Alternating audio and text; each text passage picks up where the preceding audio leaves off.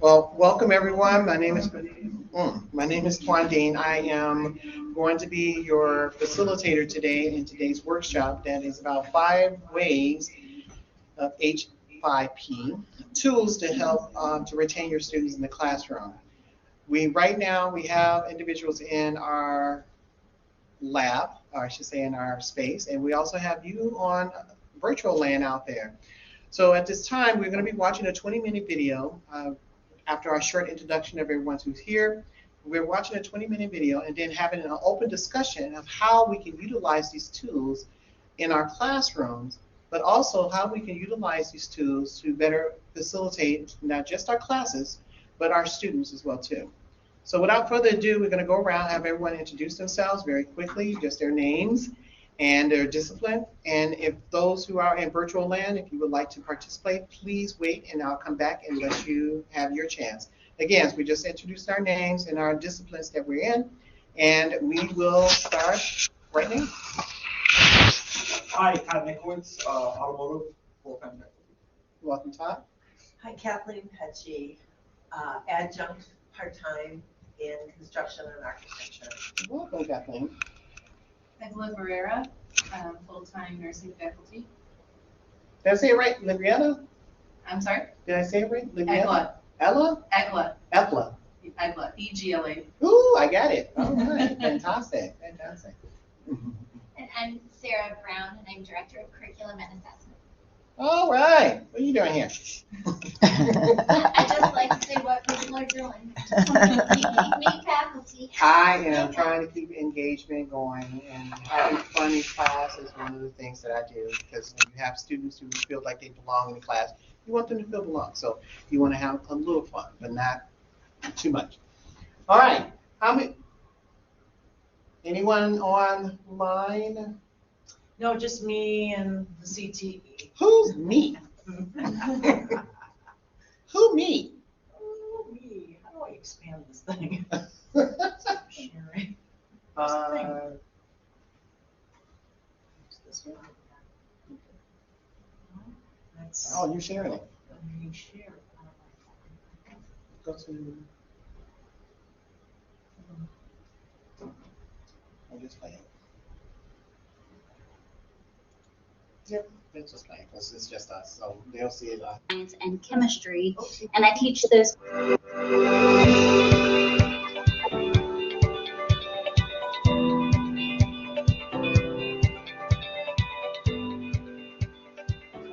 Hello, my name is Emily Falconer, and I am an associate professor at Embry-Riddle Aeronautical University, and I teach for our worldwide campus, teaching environmental science and chemistry, and I teach those classes asynchronously online. In this type of course modality, the classes tend to lack a true lecture and rely heavily on textbook reading and pre-recorded videos. So personalizing the learning experience is a really important aspect, and you can do that through interactivity, and it can help promote learning in those online classroom environments. One way that you can achieve this is through ed tech tools that will increase interactivity, and H5P is one such tool that can help your students learn and retain course content. In short, you can create the HTML5 content through H5P using existing platforms like your LMS, with the ability to edit with instant updates and share your work with other faculty across your own institution and beyond. And I'll talk about both of those in more detail as we go on. All you need to do this is a web browser and a website with an H5P plugin like WordPress, Moodle, or Canvas. So H5P is a powerful yet simple tool to use. There are over 50 options for creating interactive materials, and you can still present your own content, including text, video, audio, images, and hyperlinks, while also embedding interactivity. So in this session, I want to present 5 basic ideas for using H5P options. There are plenty of advanced tools that you can use through H5P, but this session is geared more towards the beginner users of H5P. So the first suggestion is to chunk your content with interactive videos. This allows you to explore the content in more manageable pieces and help the students build that bigger picture, which also helps them retrieve that information later. So Making these chunked interactive videos is really simple. Step one is to upload the video that you've created in whichever platform you choose, and then use the H5P platform to add interactions at different points. You can add a variety of different types of interactions. Some of the very simple ones would be adding multiple choice questions, fill in the blank. One of my personal favorites is image hotspots. You can even do drag and drop. You can have a section of text and have them highlight a word, or you can even do image pairing and so much more. One way that I've used this in my own classroom is in my chemistry class, I created these demonstration videos because the lecture and the lab are decoupled, so not all students have to take both the lecture and the lab. And for those students that were only taking the lecture course, I really wanted them to see chemistry in action, the same types of experiments that they would have been experiencing in a lab course. I wanted them to actually see it happen. So I made these demonstration videos that showed the students specific chemical reactions, talked them through the concepts, and that was great, but it was just a static video for them to watch. So what I did is I used H5P to add interactivity to check along the way and make sure that they really understand what they're seeing. So when that color changes, I can ask them, does this mean that the iron is in the +2 or the +3 oxidation state, and make sure that they really understand what they just saw with that reaction. One thing that I also like about the interactive videos is that with these interaction points, you can provide automatic feedback to the students. You can give feedback to all the students, whether they get it right or wrong. You can give positive feedback, or you can even give constructive feedback if they got the answer wrong to help them understand what they did wrong. And H5P even allows them to go back in the presentation. So if they answer that question, they get it wrong, they can go back and re-access that section that covers that question, and they can try again. And you can even have a see solution option so that the students can get past if they're stuck. They don't have to stay stuck there. They can just see the solution and move on. So the first suggestion is to chunk your content into interactive videos. The second suggestion for using H5P is to avoid death by PowerPoint through interactive presentations. So this is very similar to the videos, but essentially it's just a slide deck without narration. I use this in both my chemistry and my environmental science classes. So for chemistry, we have the concepts of enthalpy, equilibrium, and kinetics all in one module. And if you've taken chemistry, you understand that is a lot to cover in one module. And so I have chunked those topics into interactive presentations on each of those topics so that they can easily find, if there's a topic they didn't understand, they can easily go to that presentation instead of having to click through a much larger presentation just to find the section that they wanted to re-access.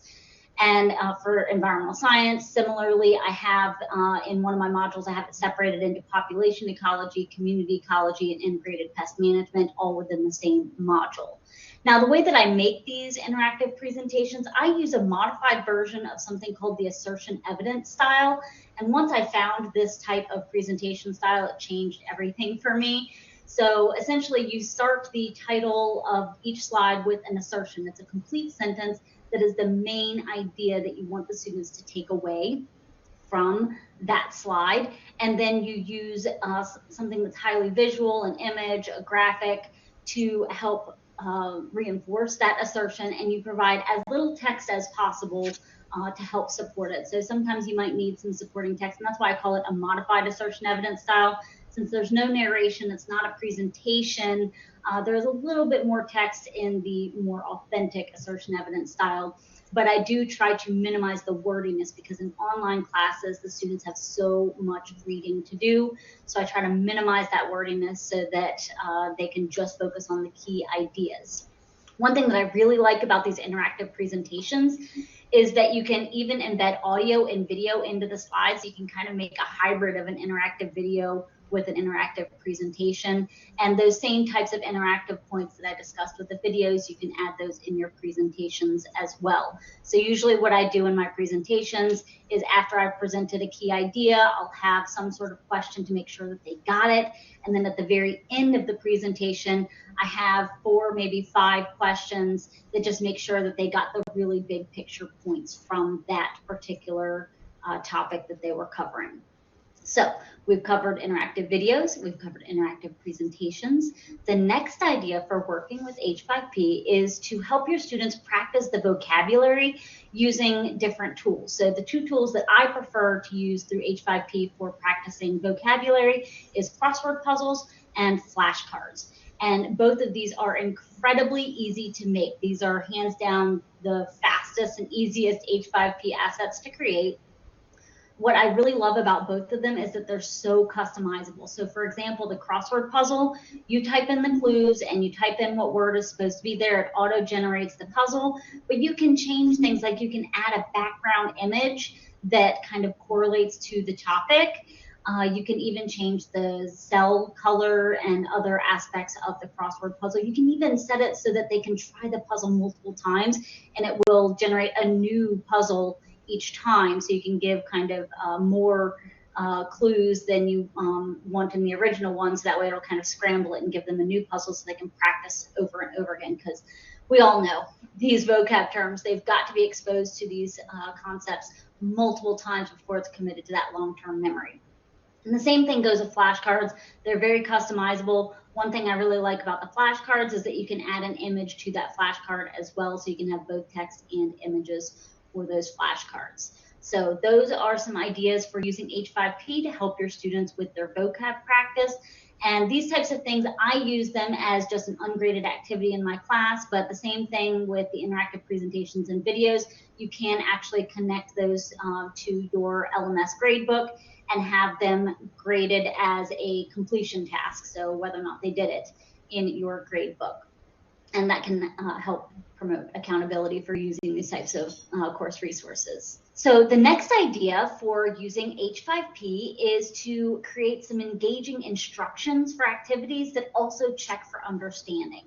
So in my environmental science class, I have this activity that's called a wander. And while I love this activity, it requires the students to do a self-reflection piece. And that's just not a skill that most of my students come into my classroom already having.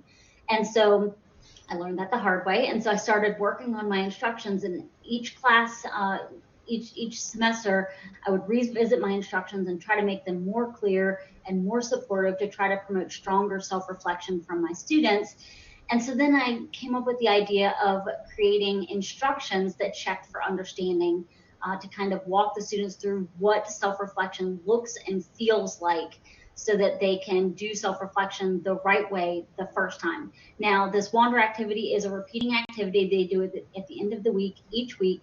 And so before I started using H5P, it was usually around week 3 or 4 that most of my students really got it and were submitting high quality self-reflections. But what I found was that by adding these interactive and engaging instructions that checked for understanding, more and more of my students are actually performing strong self-reflection in modules 1 and 2.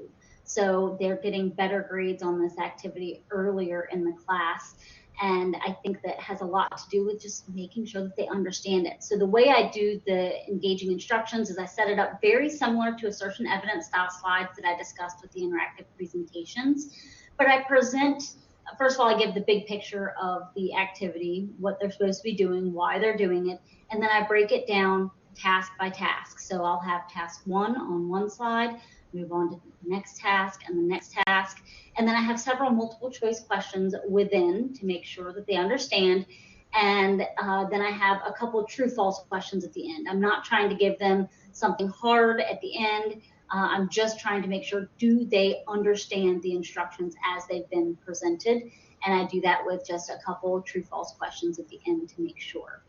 So that is another idea for using H5P in your own class. Now, the 5th idea that I'd like to present is exploring content through a timeline. So if your course has something that it has chronology or sequence to it, using a timeline can be a really engaging way to allow the students to explore that. So in my chemistry class, I use that to help the students explore how the model of the atom changed over time, because it truly is fascinating to see how scientists progressively understood more and more and more about what the atom looked like and how these particles interacted and where they were located in space. The idea of these electrons having these clearly defined orbits morphed into the model where we've got these electron clouds. And so it really helps the students understand how that model progressed through time. And when you're doing timelines, I think one aspect that's really cool, it's not just text. You can use images in your timeline, and you can even use assets from platforms like YouTube and Google Maps to support your timeline. So it's really, really cool way to present these types of chronological or sequential concepts to your students. Now, those are some 5 ideas for working with H5P, but let me give you some tips. So when you use H5P, it's a pleasant experience. First of all, let me address the big bear in the room. It is a time commitment to make these assets. Now, some are more time heavy than others. Like I mentioned, the crosswords and the flashcards are really quick and easy. I can put together a crossword in under 5 minutes. The longest time investment is figuring out what words I want to do and what clues I want to provide for it, but actually making the asset is really, really fast, and I can crunch out those types of activities in just a matter of minutes. Now, some other activities take a little bit longer. The presentations, I build those in PowerPoint, and I build them as a mock-up, and so here's kind of the sticking point here. You have to create the slide deck in H5P. And I have found that creating the slide deck in H5P is rather cumbersome. I have tried to do it myself, and I'm sure that as you get really familiar with H5P, it becomes really fast and easy, as the instructional designers I work with have told me. But I also work with an instructional design team at my institution. And so since I don't have the skills to create those slide decks in H5P, I mock it up in PowerPoint, which for me is very fast and easy. I hand it over to the instructional design team.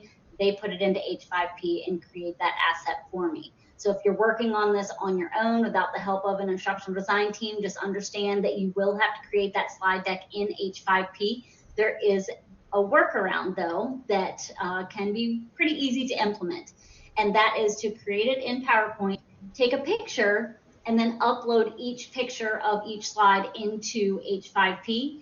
The only downside to that is that if you want to make edits, then you have to go back through those multiple steps again. So you have to go back to your PowerPoint, make the edit, then go back to H5P, delete that one slide, and then upload the new edited image. Because you're uploading static images, you won't be able to edit it directly in H5P.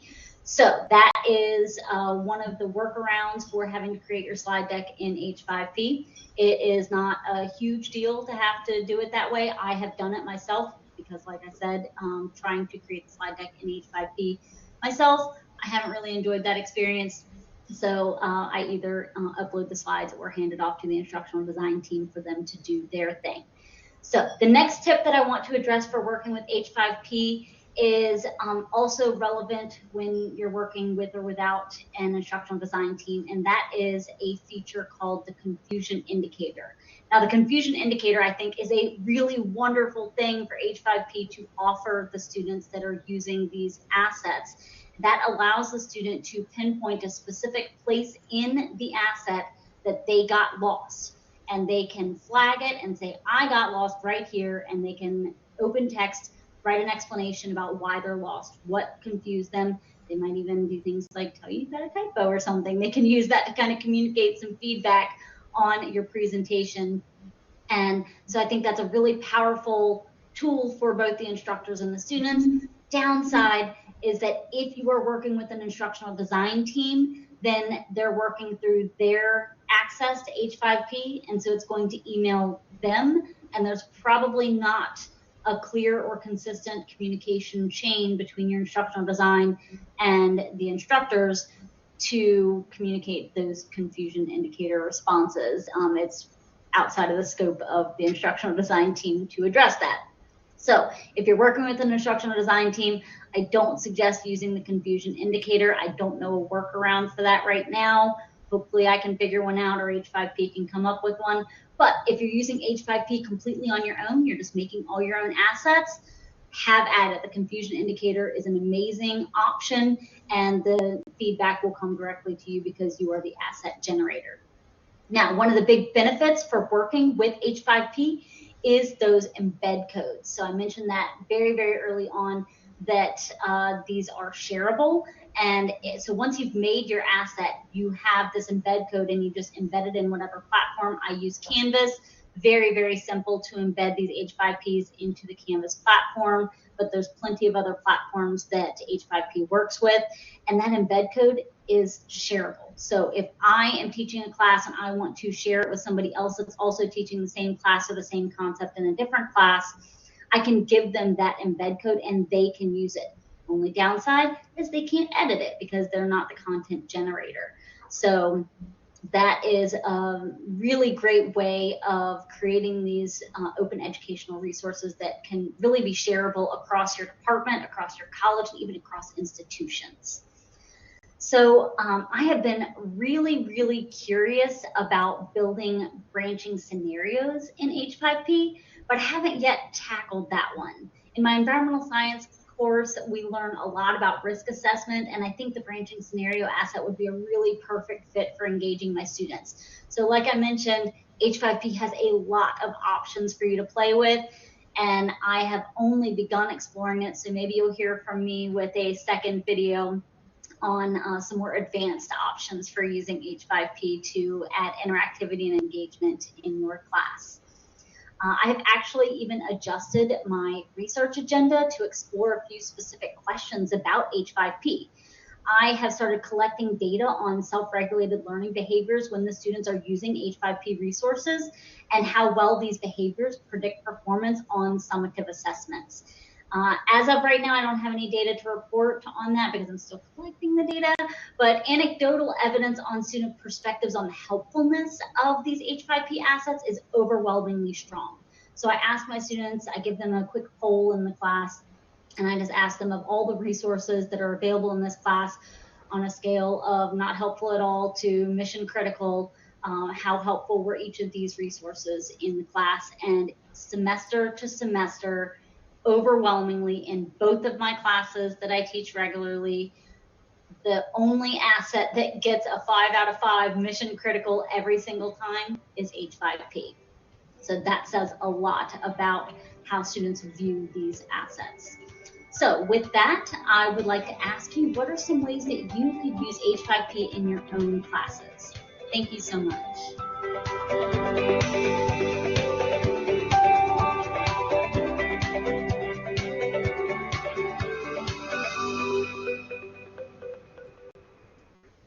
All right. Welcome, everyone. Let's talk about how we can use H5P. I have to really be honest.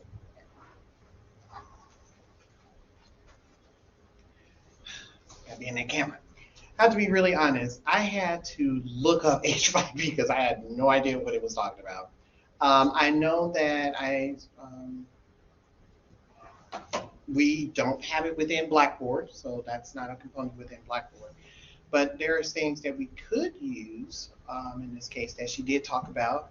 I list 5 things myself that we could use to engage our students and retain them in the classroom. So let's talk about those things. Hello, Terry. Tuan, you start. Fantastic. You're right. You're right. You wanted somebody else to You're right. You're right.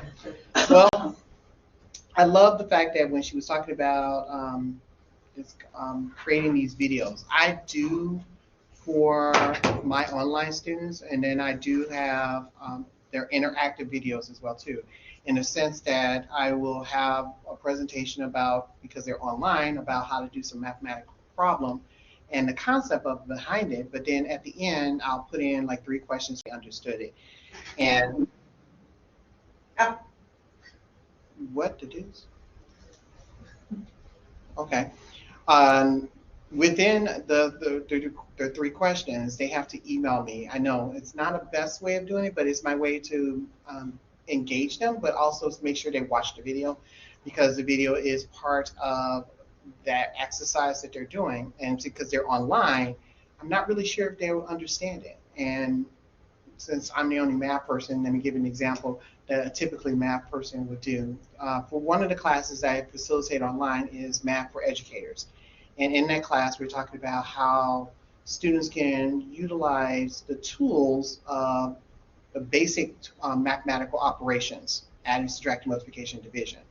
The first chapter talks about how, as a teacher, what and how you would facilitate that and how would you teach it. So in the video, I show examples of like me walking around saying you can use tools outside to show how to use adding, subtracting. You can go to a park and use anything to talk about multiplication, division. And at the end, it's to look at if they understood the vocabulary that was actually in the reading as well too. So that's one way that I would do as an interactive.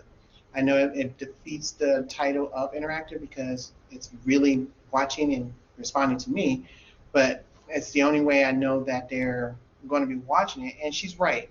In the video with online students, they have a lot of reading, tons of it. So I was trying to find a different way of approaching it. And I thought that was great. It worked one semester, so we'll find out if it works in this summer semester. Yes, ma'am. I have a question, might feel silly, but It's you- never silly, never. do you record your videos through Blackboard, or do you use a different software on your computer and then upload it? Excellent question. I actually do both. I record it through Blackboard, and also I have what is called Screen Take, Screen Mac in this case, where I'll record videos when I'll show them my screen and I'm doing a problem step by step, and then it'll focus on me to talk to them. And I've also used YouTube as well too. Yes, ma'am. You know what I was thinking based on what you said is that, to have students retain content knowledge, they need to be doing stuff with it. Mm-hmm. And so since you're showing like how they could be actively, how you're modeling how they would be actively involved, then a way to make it interactive and them interacting with the content is to have them do the same thing for an assignment and use something like Flipgrid so you can just do it on their phone and then say, oh, I'm going to go out to this part of the playground and use this, and then incorporate whatever vocabulary you had or something like that. So they have to show that they understand the vocabulary because they're using it correctly.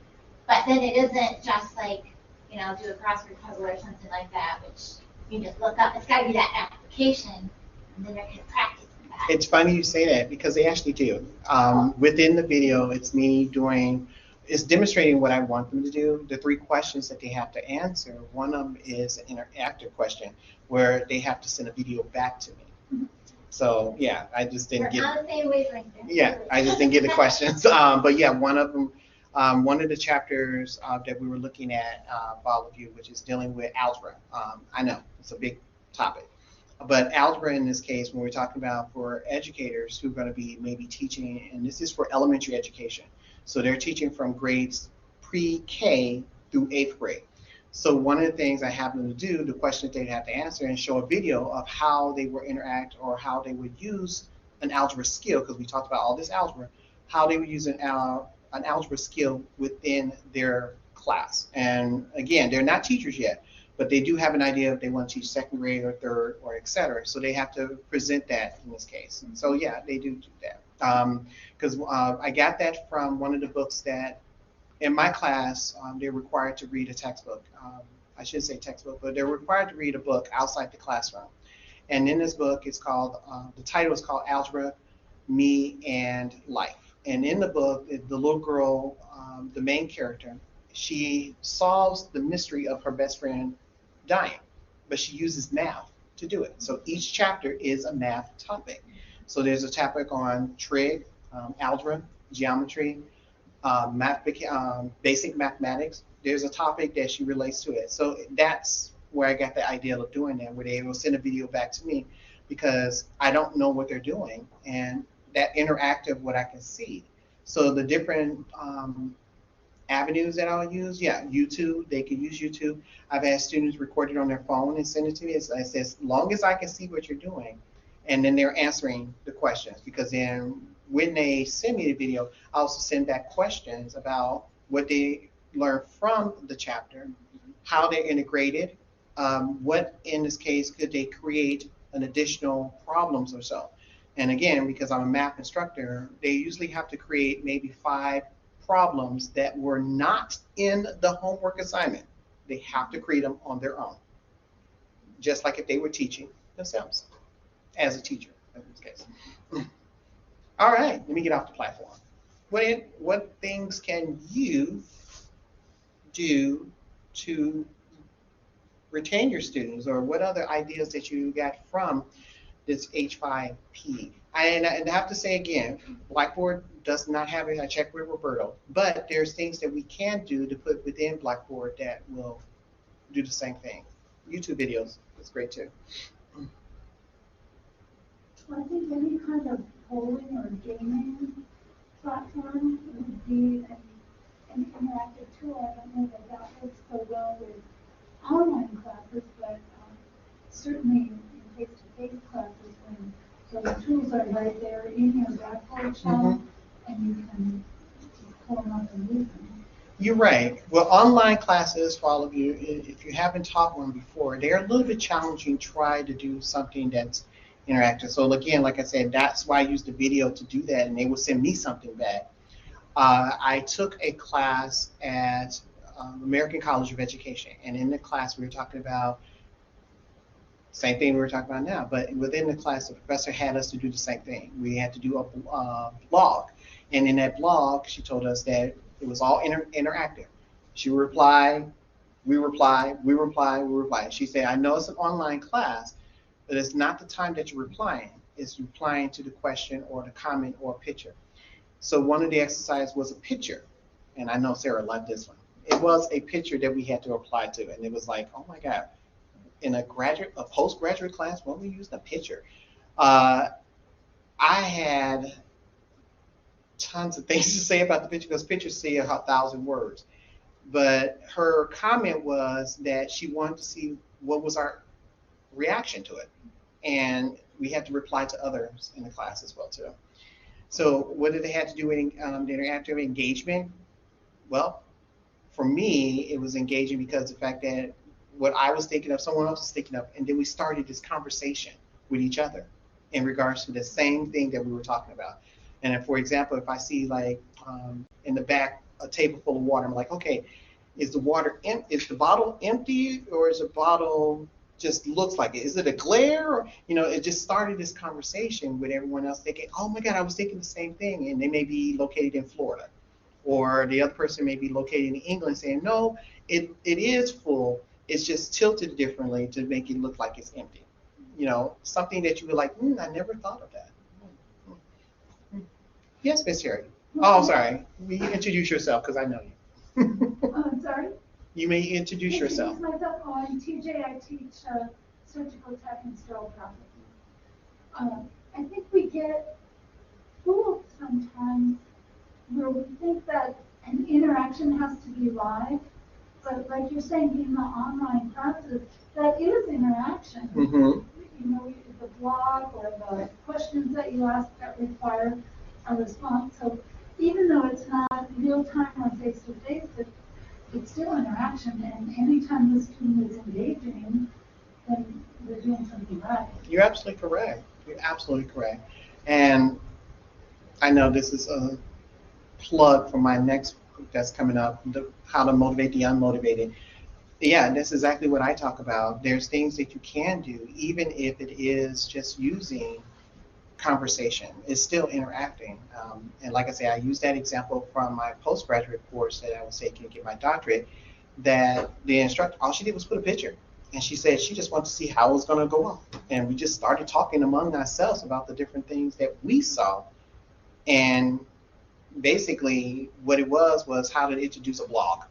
But she wanted to see exactly how individuals were engaged with each other based off the picture. And I thought it was the coolest thing. I'm like, you know what? I'm going to do that one semester. I'm just going to put a picture. See what happens.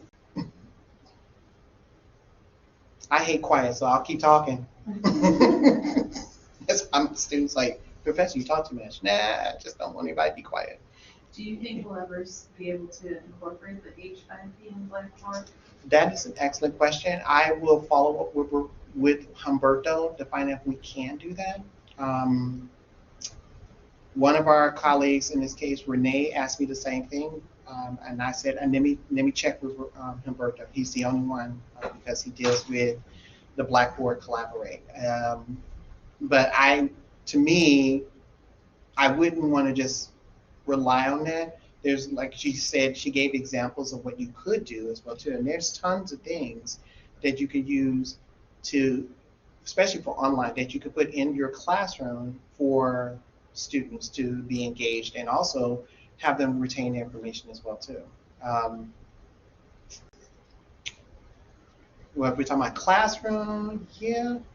See, I normally, one semester I took my class out of the room and I told them math is everywhere. And they were like, no, it's not, Professor. Yeah, it is. So we went outside and I told them, I gave them a perfect example of saying, let's use the tools of nature to measure the buildings. They couldn't use any other, well, we need a ruler. There's tools, nature. Said you have 1 hour. So they had to measure. They didn't know any other information with the exception of the tools that they use. My idea was them to get out to use and saying that mathematics is not just taught in the classroom, it's taught everywhere. And in the end, did they get the right answer? No. But did I tell them? No. The idea is what they were engaged in talking among themselves and saying, well, we use steps. Oh, we use the leaves. We use the sticks. We just looked at it and we guessed. I'm like, yeah, all of that is part of mathematics. They just didn't know it. But they were curious and found out, and I told them the right answer the following day.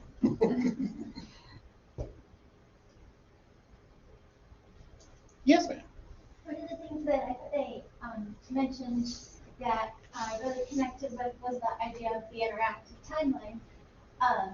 So my background is in history, so I was thinking I wouldn't create the timeline though, because I want the students to really be more involved. So I think it would be neat to take maybe a series of events, like 30 pictures, maybe, and then have the students select 12 of them that they're going to put on a timeline, because then it's not only them focusing on the content, but it's asking them to say, I, as a historical being, as a person, and saying these events are significant, and so they are crafting a narrative.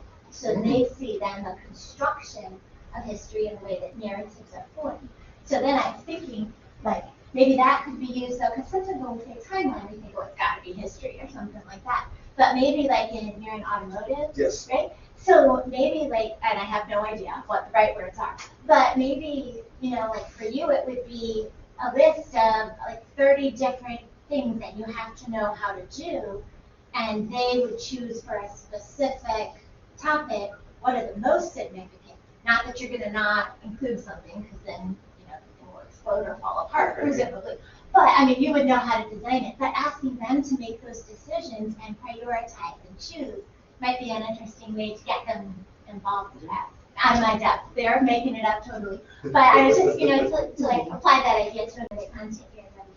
I was thinking of using Todd and thinking of having them look at different cars and look at the timeline of saying how technology has improved over the point.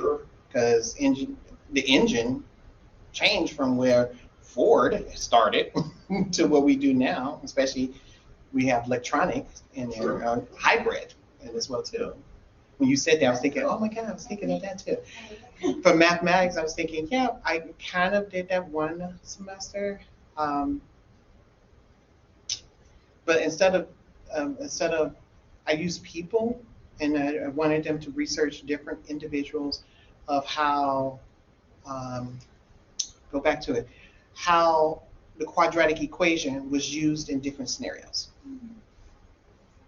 In architecture, you have to, the process of construction is a timeline, and there's specific phases.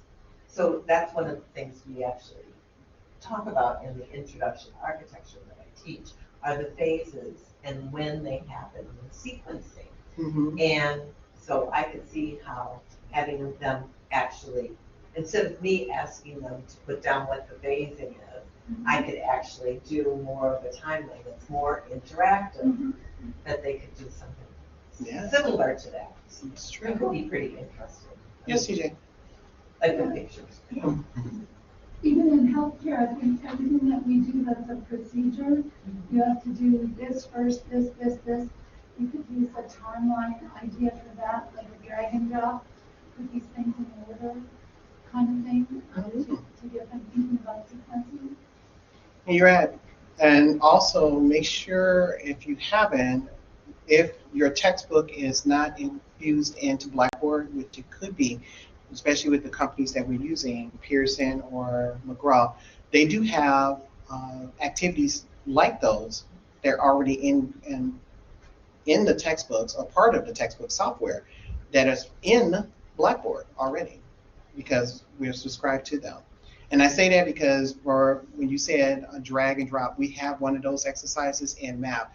It's already part of Pearson, and I just left it in my math lab, but it could be fused into Blackboard if I wanted to do it for the online students. But I also, when you said that, I was thinking, I have a colleague who really needs to hear this. Death by PowerPoint. I hate instructors who teach it. I really do. I really, really do. Because I used an example in class and I told my students I had a Calculus 3 professor, Dr. Zimmerman, wonderful guy, big guy. He taught every class, came in, sat down, rolled on the board. Dr. Zimmerman, what was that? Hold on. And it was always sideways, crooked, and probably some scribble scrabble. And we would ask him, well, can you demonstrate another problem? Sure. Do it again. And then he said, let's watch this. And then he'll go through a PowerPoint, and I'm demonstrating exactly what he would do. Now, let me give you the picture. This is a class full of 20, 30 plus students. Some of us sitting way in the back because it's come, first serve. None of us like to sit in the front, so we all squeeze in the back. So we're sitting there trying to imagine what he's doing. And every time he's right on the board, he's like, okay, let's refer to this PowerPoint. He taught by PowerPoint. I wanted to leave. I have colleagues, I won't mention names, that teach exactly the same method. Death by PowerPoint. I have mathematics and a computer science background. I love computer science, but teaching by PowerPoint, I love when she said that. Don't, because it's horrible. Because then what most instructors do is that they go by the PowerPoint, but they never go off the PowerPoint. And if a student has a question, now they're lost because they can't answer the question because they're referring to the PowerPoint. So avoid that. I love when she said that. Avoid death by PowerPoint. Love it because, again, like I said, we have colleagues who do it. Then when they try to go off, if a student has a question, you can't answer that question because you're relying on the PowerPoint to give it to them. For my online students, it is part of one of the things they have to watch. However, I integrate a video, anything that when I looked at the PowerPoint and thinking that they may have a question. And they'll click on the PowerPoint and say, see Tuan, just like in class. You'll go to the video and now I'm answering the question because I've seen it so many times and students like, I didn't understand what they were talking about, logic and how this applies to mathematics. See Tuan, goes to the video and I'll talk about it, just like I was in class. And the video I recorded here at training. So it gives them a feeling that they're still in the classroom. Yes, One, yes. I had no idea what I was walking into today. Sorry. That's okay. I That's saw fine. tools that can help students retain course content. And I thought, oh, I really want to go to that because I'm a new teacher. But I had no idea that H5P referred to online course content. I didn't look it up, I mean, fair enough, but I'm here and I don't teach online. So I'm trying to take away what I can from this right now. can you explain to me what H5P is? The good. She never even said what it was. And I Excellent thought, bad question. teacher, bad teacher. I know. H5P is just an additional, it's just like another software that you can use to create videos, games, anything that you want to integrate into your classroom for online students. So like a YouTube video, in this case, YouTube video is great because most of us know how to do that. I should Yeah. say that. That's why I said most. Most. So you can create a YouTube video and do the same thing as an integrative video to have your students. You can give them a question and you can pause it, have them answer it, or have them write in. But YouTube video is really impossible to do that, whereas H5P will allow you to do that. You'll create the video and it'll pause it where you want to have a question asked to your students, and they can write in the response to it at the same time, and then continue on with the video and say, oh my God, that's exactly what I was thinking as well too. That's what she means by the integrated part. But you can do that in the classroom. Right, but she was this is more, right, H5P was more focused on if you're teaching online students. That's what. However, in the class, you can do the same thing in the classroom as well. You too. sure can. I Mhm. mean, I was thinking about it because I inherited a lot of PowerPoint lectures or presentations Mhm. in my course content. And so I felt the death by PowerPoint last semester, Mhm. which is now why I'm here, because I thought, like, I teach a studio. So part of the content is, PowerPoint maybe for an hour, and then we go in and we do hands-on work. Right. So I was trying to think about, boy, and we don't have a textbook per se. So I'm thinking, boy, I've got to figure out a better way to present all this new information that no one really knows and they can't necessarily read ahead and know. So I'm introducing, as an introductor, I'm introducing to new ideas and things that they wouldn't know. So I'm thinking about different ways to keep them sort of engaged during this kind of onslaught of new information. Right. And that kind of thing is kind of interesting to me to show, like sometimes I do, like today I taught codes, like the introduction to codes. Mhm. And I showed a couple of disaster videos Mhm. from Turkey with all the buildings collapsing. And this, just to give them an idea, like, why do we need these things? Mhm. So anyway, I often think that, but they're new, there are questions to ask. Right, and I see your point. I'm going way off on this. No, I see your point, because when I was teaching Math 101, which is quantitative literacy for all of you here, within the class, we talked about music and mathematics. And one of the things, like she was talking about, it was in person, the class, it was not online. I would show a video of this young lady who's taking classes at University of Chicago, wonderful school, Ivy League school. And she's a graduate student, and she's saying that mathematics and music go together. She gives this example. Now, prior to that, I told them, please read up on how mathematics and music works together. And we had this discussion, like some people say, oh, we do this in math, but we don't do this in music. But nevertheless, it was the discussion. The video was to show them that it does have an impact of how mathematics and music go together. 3 things within the video that we previously talked about. She defined those things based on her view. Then after the video, we had this open discussion. Now, if I was designing as an online, I would do the same thing. I would have them watch the video, first do the reading. Like I said, it's online, they do all this reading. Then watch this short video, and when I made short for all of you, it was only 7 minutes. And she talked about creating music with using mathematics. She talked about the exponent of 2 to the 13th power and how it's used in mathematics. And we talked about all these things. So it is also in their reading as well too. But then the discussion opens up, which is the blog or the room discussion or whatever we want to call it. I call it interactive discussion. Within the discussion, now I'm asking them, I posed a question, what did she talk about within the video that how mathematics is used in music? So now it's that interactive online, now they're going back and forth, and I told them it doesn't matter what time that you apply to the discussion, Granted, it was 2 days because it's in class. Well, online, I give them a whole week, but they have to reply to each other. So I was using the same thing as the picture. They're replying to each other and saying, oh my God, I never thought of it like that.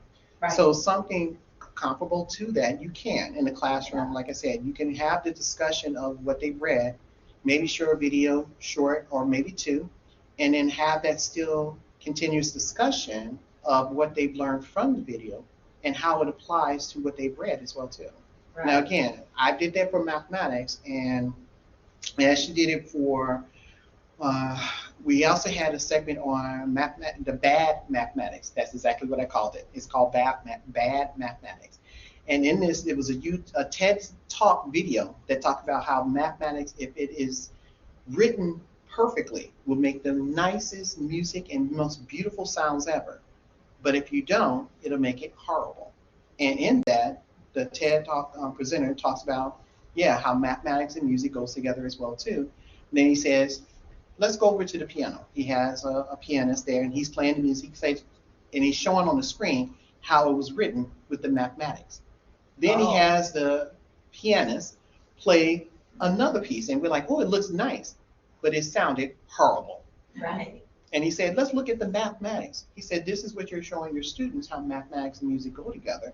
He said, we're not expecting them to be Beethoven's and those, Schriftlichs. We're not asking them to write the music. We're showing them how it connects to it. Yeah. And in that, it brought up a lot of conversation in the classroom. I never tried it online because we didn't have it.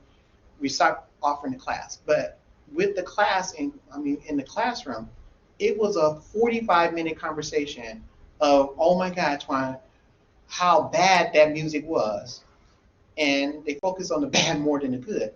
But I understood them, but they understood that mathematics has to be perfect. But there has to be a written equation in order for it to be perfect. That's what I really wanted them to get out of it. Not to do the math, but understand how mathematics goes together with music. Right. So there's different ways. Yes, this H5P for all of you, it is really what she meant is useful online. But the idea that you can take from it, you can take anything and change it to the classroom to keep your students engaged, but also for them to retain information. And I use the example, and I know you're going to back me up on saying, Sarah, that I tell my students that there's 3 ways that we all do learning. We visually see everything. We can see it, do it, we hear it. Oh my God, Tuan, read it again? Oh, I know what you're talking about. And then there's those individuals that says, you know what? And I do this in class. There's individuals who said, nope, I need to feel it. Then let's do all 3 so that you can understand it. And in that, H5P is basically that. It's just saying there's another way of saying how to get students to learn the content of what you're teaching, but not just rely on just one method. I see. Yeah. Yeah, so when Sarah, not to pick on you, Sarah, but when Sarah was mentioning about Todd and automotive, I was like, oh my God, when you mentioned that, I was like, oh my God, I don't even teach automotive, and I would like to do this, because I can see that, because as a person who's driving, I see that cars are changing. There is a difference. Ford started off with, well, let me say, before Ford, it was a what? Horse and buggy. Get up, move, horsey. I want to go faster. Then Ford came with this engine. I wonder how he created that. That's me. And then I'm thinking now, we got cars we can plug in the wall.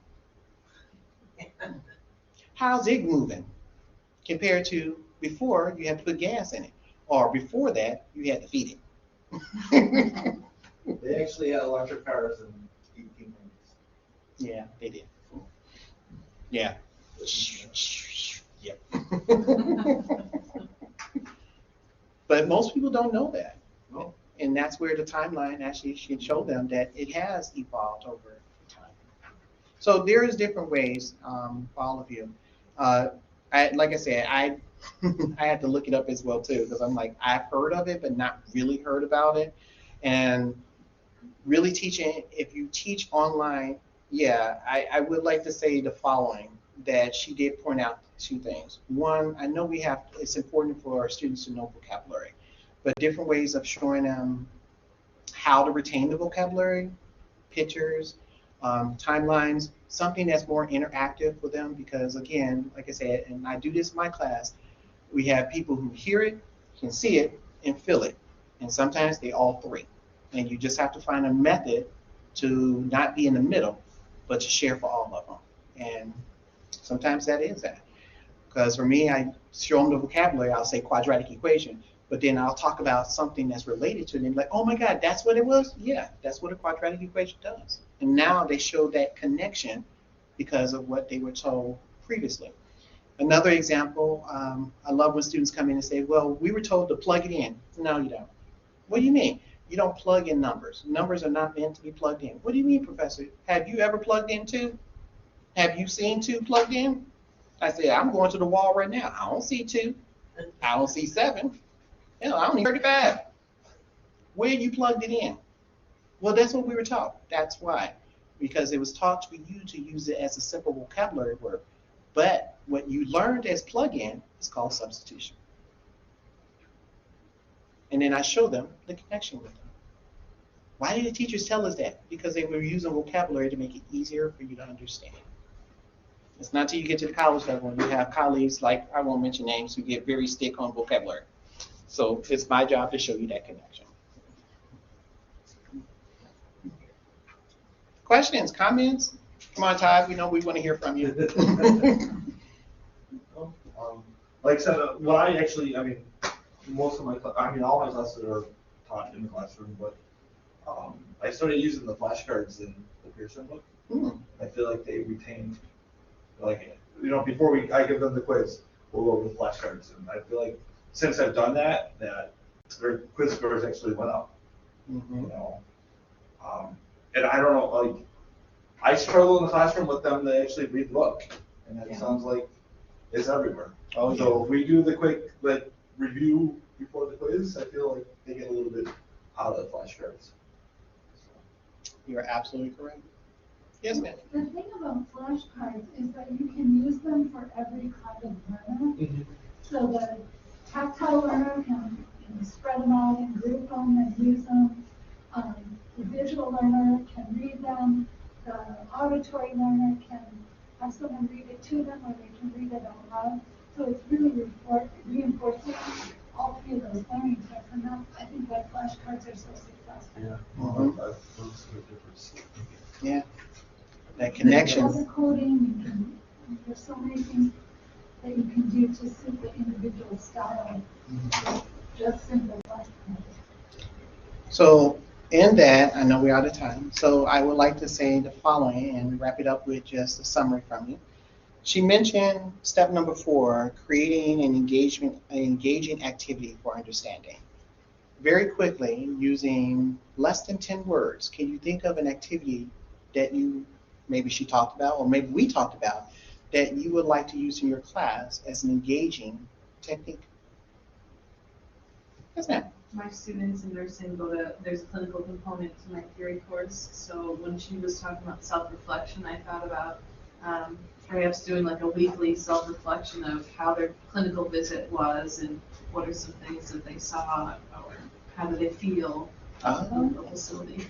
Let me do like I do in class. You do this for me? That was fantastic. Fantastic. Who's next? Come on, you know you want to hug. Come on, who's next? And we had this discussion today, and one of my students said, "You're not coming to hug us." I said, "No, I can't." I said, "But I can do this." Is that a violation? I didn't hug you.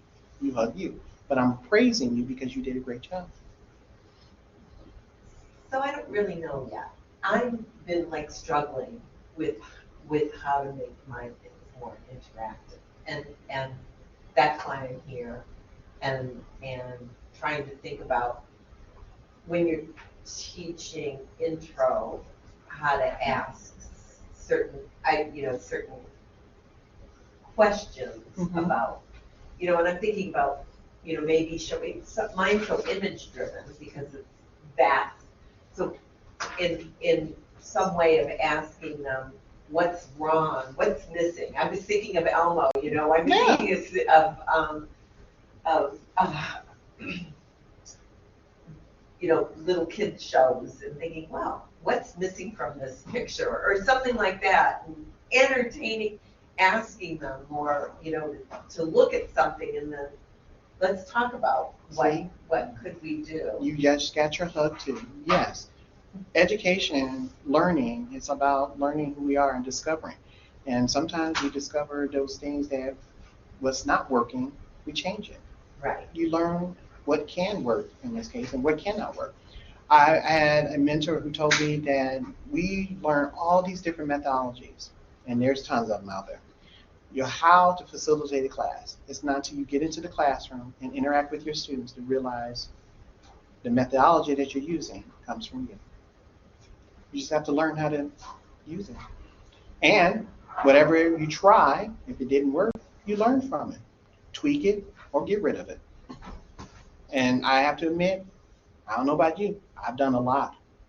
There are some things I'm like, oh my God, I'm so excited. I get to class.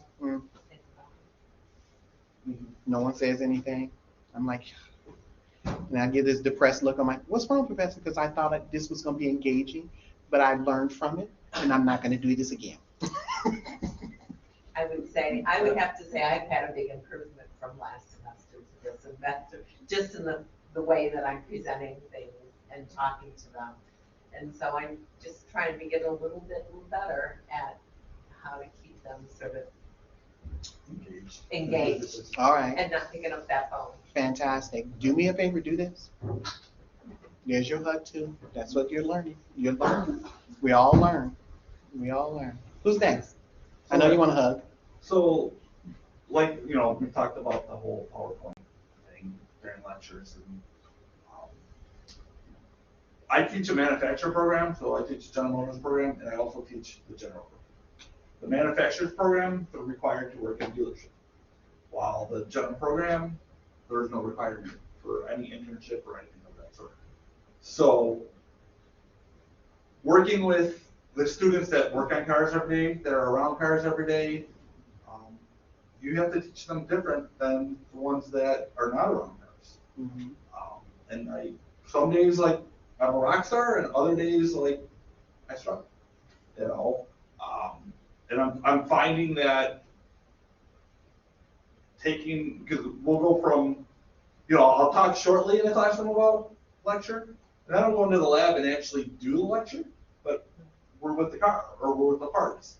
So I actually explain it with the part in front of me, with the car in front of me, instead of just talking about it. You know, because, so, like I said, within 5 minutes, somebody's on their phone, and they lose interest really quick. But if they're up and they're moving, and they actually really see, like, in front of them what we're talking about, I feel like they get more out of it. I thought of something you could do. You can do role play in your class in regards to you being maybe the person who's trying to purchase that vehicle or know about the vehicle, and have your students talk about what they know about the vehicle themselves or what they learned about the vehicle. Tell me like what we're talking about. Yeah, that makes sense. Exactly. Or say, hey, I want to pretend that this is a car dealership. You're going to sell me this vehicle. And I've done this in class. I tell my students, I'm going to be dumb as hell. I'm going to be Gutierrez. Gutierrez is a made-up person in my class, and it's both sexes. So today it's a guy, and I'm like, I'm Gutierrez. I'm dumb as hell. I can't hear, but you're going to tell me. Go ahead. That makes sense. Yeah, that's actually. And I do that, and they'll go up to the board, like, what do you mean? So all of them are working together and saying, he said, show him. Come on, where that 2 come from? And they're explaining everything, even though I know what it was. So role play, actually, Sure. It worked in my class, especially with the math literacy course, the liberal arts mathematics, and the quantitative literacy class. Quantitative literacy and math and liberal arts math is all about how mathematics is used in today's society. That's the only math class they have to take. They're done with their math requirement. So I use different scenarios. And in the syllabus, it'll say, for my syllabus, it'll say interactive. But they don't know until they get to class that now I'm Gutierrez and I'm dumb as hell. What did you just do? Yeah, using my theater class. Oh, wait, hold on. Virtual help. There we go. Miss TJ? Well, I'm working now with fifth semester students who are about to graduate, and in 5 weeks, they're taking their national board exam. And what I tried today was trying to link the concepts that they're studying to things that they've seen at their clinical sites. I was actually asking them to give real examples of the content that we were working on. And I think that they will remember each other's stories more than the facts. But I think they'll be able to apply that and link. When they see a question, they're going to go, oh yeah, that's what Selena was talking about. So I think it's going to help. It worked out really well. I just tried it today for the first time. Oh. So we'll see if maybe they'll remember it next week. You'll be surprised. I think some students do, because at the end of the semester, I remember I told them this story about one of my students, and it's really a made-up person. I told them one of my students took the class 19 times. Made up. Let me say that again. It was made up. And I pretended to be this person, and they said, she took you 19 times? No. I said, she only took me 3 times. But I said, but I learned each time do something different for her, because I said she just couldn't understand. What do you mean? We were talking about negative and positive values, and I said she could not get that connection. And I said I could not, the first time I was like, I couldn't think of it. Again, made up person. Then the second time, it's like I did something different. I was like, oh my God, she is just not understanding. Then the third time she took me, I said, you know what? Let's use money. And one student said, what do you mean? Well, money in this case could be both negative and positive. And then it started this conversation about what do you mean by negative and positive money? Well, negative money means you don't have any. Positive, you have too much. Let's give some examples. Okay. All of you won the Mega Million. Ooh, so exciting. Ooh, yeah. But I took it away from you. I said, but you had money. Wasn't that positive for you? Yeah, but you took it away. That's the negative. So money can have both negative and positive. I said in math, it's both negative and positive, but in life, it has negative and positive effects. I say this because at the end of the semester, they remember that story about negative and positive. Because on one of the questions, they had to do which related to values. One of my students came up to me afterwards and said, I remember that about our money that you took from us. She said, that's the only reason I got the problem right. I said, you're right. Granted, she didn't know she got it right, but at the end, when I went to go grade it, because it was the departmental exam, she did. She got it right. She got it right. So using scenarios in this case, yeah, it's just like going back to literature. When literature wasn't written, most individuals learned from their ancestors based on folklore and word of mouth and passing down tradition. And they learned from that. Using the same things in scenarios in class, it's actually a form of education. And most students can remember that, because you're right, they'll go back and say, oh my God, I remember what Lisa said. She said that, yeah, oh, that, and she moved it wrong, and he told her to go the other way. Yep, exactly. Terry? Thank you. All right, thank you, all of you, for participating. Thank you for indulging me, because like I said, I give my students praises in class because, yeah, I want them to feel motivated, especially with developmental courses. A lot of students come in with this negative connotation, thinking, I'm never going to do this. This is going to be horrible. That's why I give them the story of the student 19 times. And I want them to feel optimistic. So when they go to their next class, even though math is probably here, it went up just a little bit. Just a little bit. Again, thank you so much, everyone. Please fill out the evaluation, get to Laura. And again, thank you, and thank you. Thanks.